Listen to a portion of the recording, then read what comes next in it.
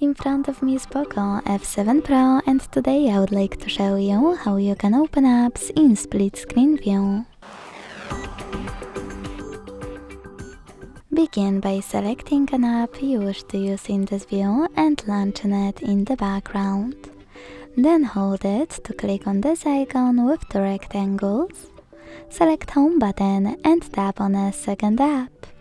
As you can see now, I can use both at the same time. To go back from this mode, you can drag one of your apps all the way up or all the way down and hit Home button, or access background apps again and swipe this one.